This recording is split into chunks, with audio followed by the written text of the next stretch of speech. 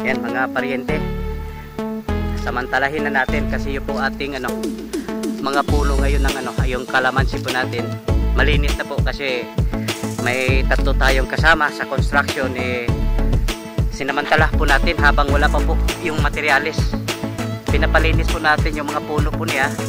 Ngayon po maglagay po tayo ng plastic mask. Matagal ko na po itong plano noon pa. Ganito po yung gagawin natin mga paryente kasi napakahirap linisin yung pupuno po niya kasi hindi po matatamaan kung sakasakaling papadaan po tayo ng tractor po dito. Hindi po pwedeng ang sa malapit po sa puno malinis. Kaya ito po yung matagal.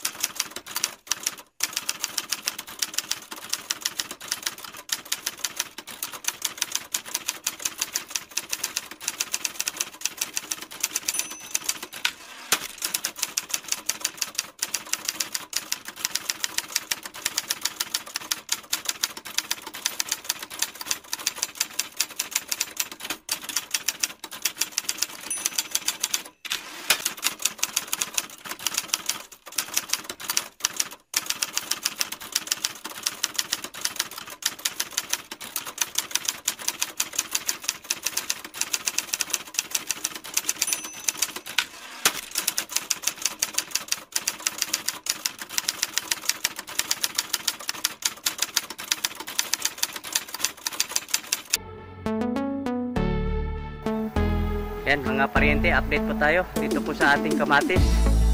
Pansin natin mga paryente, nagkakaroon na naman po siya ng yung sakit katulad po ng nasundan po nito. May mga malulusog mga paryente katulad po nito. Malusog. Yan, malusog. Ang dami po ng bulaklak. Yung katipi po niya, yan ito, nangungulot. Yung dalawang puno na ito, yan malusog. Mukhang hati mga paryente.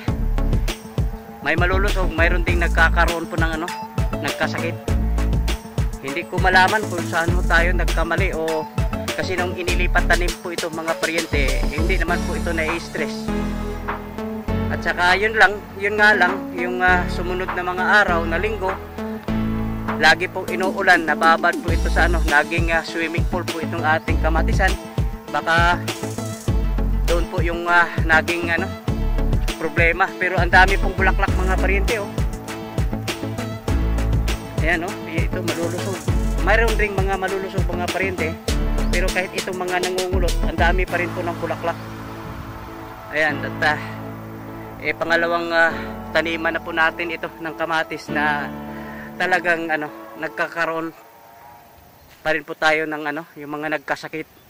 Yung sabi ng mga eksperto, hindi naman daw maiiwasan yung mayroong magkakasakit, kaso nga lang sa kalagayan po natin dito po sa ating kamatis, mukha po kasing hati. 50-50 po yung malusog, 50% din po yung nagkasakit. Mayroon na nga palang bunga po rito mga paryente ayan. Kaya pero hindi pa rin po tayo patuloy pa rin po tayo pagtatanim hanggat makukuha po natin po yung yung talagang tamang timpla po nitong kamatis mga paryente. Ayan mga paryente, update po tayo dito po sa ating sumibol na po yung ating okra mga paryente yung dating nakatanim po rito okra at yan, sinundan po natin, hindi na lang po datin ginalaw yung yung pulupa, sinundan po natin. Ito naman po okra mga paryente, hindi ito masyado masailan, kaya makikita ho natin matataba rin po sila, malulusog, pero kailangan din po itong ma-sprayhan kasi maliliit pa lang sila mga paryente, may mga butas na yung ibang dahon. Ma-sprayhan na nga ito ng insecticide. Ayan, at dalawang plat na po ito mga paryente. Hindi nga nasundan kaagad kasi yung po ating okra yung nasundan po nito, matagal-tagal na po yun. Dahil yun nga pala yung po ating siling panigang puro. Ayan, at ito naman pong lupa po rito, ihahanda po natin ito sa ampalaya. Yung pangatlong cropping po nating ampalaya, dito po natin itatanim. At ito na po yung po ating inahahanda na para po sa ating talong. Malawak-lawak po itong mga pariente at yung po mga, kung mapapansin po natin, dati po mayroon pong ano po rito, mayroon pong mga puno po ng papaya. Ngayon wala na po mga pariente kasi yung po ating papaya doon, nag-umpisa na po mga pariente, nakapag umpisa na po tayong magpitas po roon, kaya sinasakripisyo na po natin yung po ating matatandang papaya po rito. Malawak-lawak po itong mga pariente. At tansya ko po maaari yung 2,000 po rito puno magkasya po rito. Ayan. Yan mga pariente. Samantalahin na natin kasi yung po ating mga puno ngayon ng yung kalamansi po natin.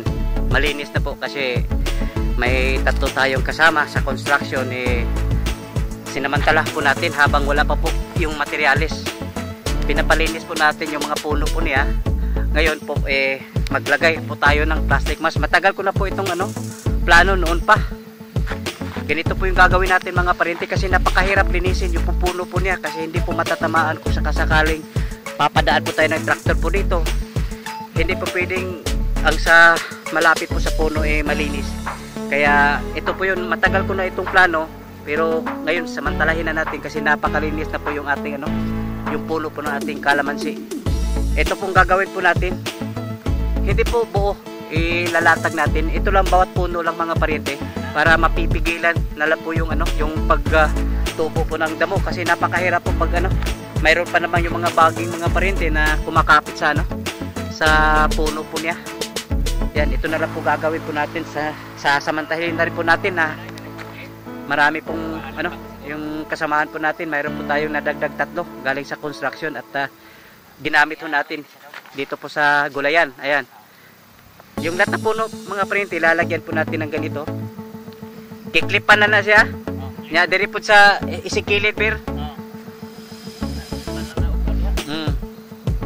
Klipilag katong kawayan gyapon. Yan kasi napakahirap mga pariente. Lalo na pa ngayon umuulan. Ito pag hindi ito nalagyan ng plastic mask, sandali lang po ito. Tutubo na naman yung mga damo po rito. At dito po sa pagitan po nila hindi po problema kasi madadaanan po ito ng traktor. Dito lang sa pinakapuno po niya. Ayan.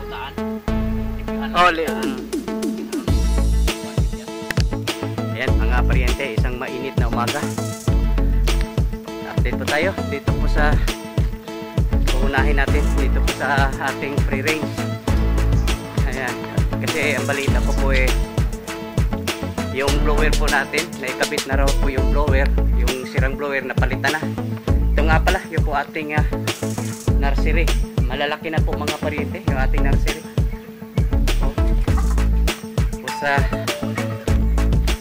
Wala pa po raw sa 12 pa po raw yung schedule, yung next hatching schedule. Kaya wala po tayong madatnan po rito na bago. Ayan, ito na nga po yung ating yung huling batch na napisa. Ayan. Isang batch lang po ito mga pariente. Inihiwalay lang daw po nila kasi masyadong masikip na raw po rito. Ayan, at ito na po, gumana na po yung ating isang incubator at silipin natin sa loob kasi kailangan tinlat nalinis na mga pariente at saka mayroon pong tubig po. Ayan. At may isang tray na po nakasala po rito. Yung isang tray po 88 na itlog yung isang tray. At pasok na rin po tayo dito po sa loob. Yan, ito na nga po yung atong brooding pen.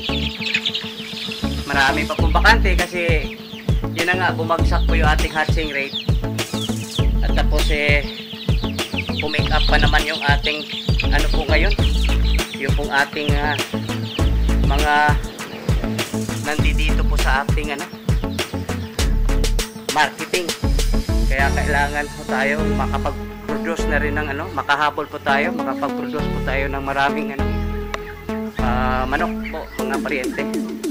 Ayan. Ayan mga pariente, update po tayo dito po sa ating kalabasa. Ayan, yung pong ating talong po rito mga pariente, hindi na talaga mapigilan, nadaganan na po ng ating kalabasa. Yung pong ating mga ilang puno po rito sa malapit na daganan na talaga nila, ay hindi natin mapipigilan yung paglago po nila mga pariente. Ayan o, may ano po rito, 3 puno. May sakripisyo na talaga ito kasi hindi na natin mapipigilan yung paglago po na ating kalabasa. Yung pong hinahanap po mga pariente, kung mayroon na po bang ano, bulaklak po itong ating kalabasa. Hindi ko mahanap kung nag-umpisa na po siyang mamumulaklak. Yung pong inaalala ko mga pariente, makakatulad po ito ng ano, yung pong okra. Pag sobrang taba, matagal po siyang mamumunga. Napunta lang sa taba po yung ano, dapat pamumulaklak po sana. Wala pa po tayo nakikitang ano mga pariente, yung bulaklak. Ito pong ating ano, kalabasa. Di bale na, hindi natin pwedeng lusubin dyan sa gitna, baka istorbo pa sila. Ito na nga pala, yung po ating talong po rito sa gilid mga pariente, oh, namumulaklak. Nag-umpisa na po siyang namumulaklak. Kaya inaasahan na rin po natin dito na ano, ilang linggo magmula ngayon makapagpitas na rin po tayo rito sa mag-isa, kasi yung dalawang plat po dyan, mayroon po tayong dalawang plat po rito sa gilid po ng ampalaya. Dito po banda mga pariente magaganda yung puno, pero yung pong nasa dulo, pati nga rin dito ang papangit na po ng ano, medyo maaari po kasing ano, pag nag-i-spray po rito sa ating ampalaya, hindi po naisama po itong talong, kaya yung mga insektos dyan lumilipat na po rito. Kaya sa susunod na pag i-spray po natin, dapat maisama na rin po itong ating talong. Maganda naman po rito banda, pero yung nandoon, no, pansin ko kanina medyo hindi kagandahan yung pong ating talong. Katulad po nito, ganito po sila mga pariente, ang natutuyuan. Ayan, doon banda hindi masyadong kagandahan, pero ganun pa man, pag-umpisa na rin po silang namumulaklak mga pariente. May bunga na nga, oh. Ayan, kaya pag nag-i-spray po tayo ng insektos para sa insektos po dito sa ating ampalaya, kailangan isasama na rin po itong ano, nasa gilid, kasi yun na nga mangyayari mga pariente, yung mga insektos dyan lumilipat lang po dito sa ating ano, talong. Ayan.